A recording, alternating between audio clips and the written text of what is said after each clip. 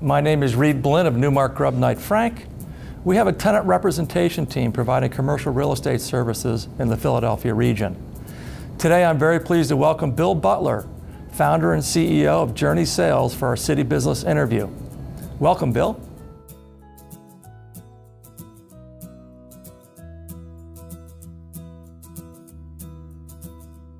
I'm Bill Butler, CEO and co-founder of Journey Sales. My career actually goes back 25 years in technology. I actually call myself kind of a technology junkie. I just love working with young technology companies in the startup area. And my background and skill set is really helping them bring technology to market. It's one thing about building something, but the second phase of any company is, can you grow it, can you develop it? Can you get customers to use it? And I think key in technology is that you have to have an ongoing agile process. So you got to be able to acquire customers, learn from them, figure out what they're doing, and wrap that back into the company. And that's really all part of the magic of helping to grow successful technology companies.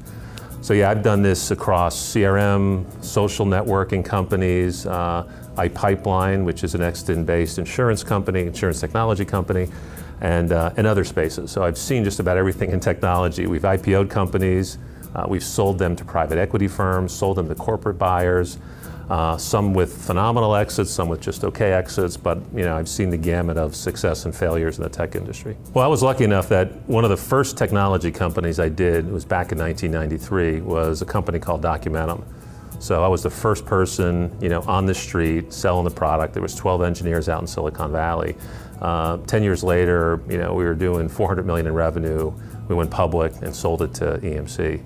And as you can imagine, when people look at something like that and they look at a straight line growth, they said, oh, you went from 0 to 400, but along the way, for every growth path you had 2 failures in growth. But the whole idea is continue to stay at it and continuing to learn along the way. And ultimately, the company became a very successful company, and actually an area that focused on the pharmaceutical industry. It was really a breakthrough technology for the whole electronic new drug application process, which had a lot of applicability in the greater Philadelphia area. iPipeline, I think, is a real gem of local Philadelphia technology companies.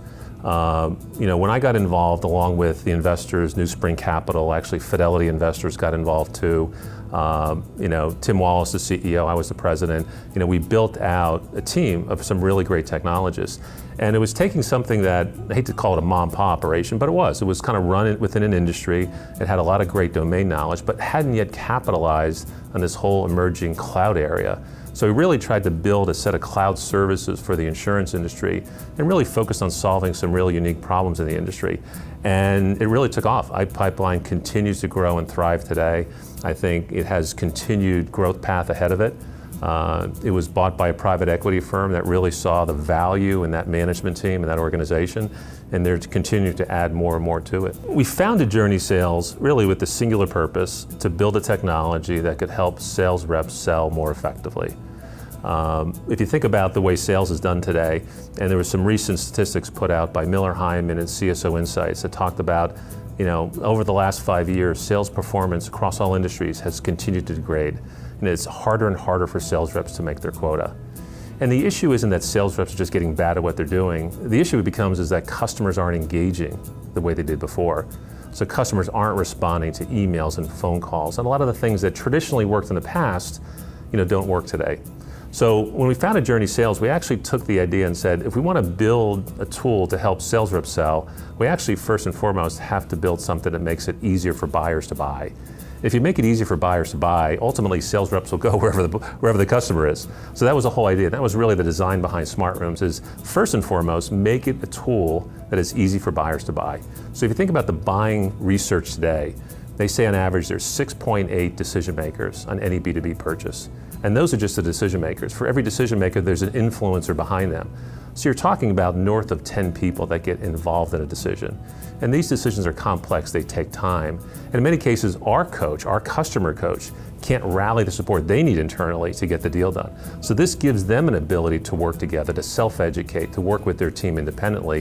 At the same time, the sales rep has their sales team in the same smart room together. So it really is a collaborative workspace with content and information that makes the buying process easier and in effect makes the selling process easier.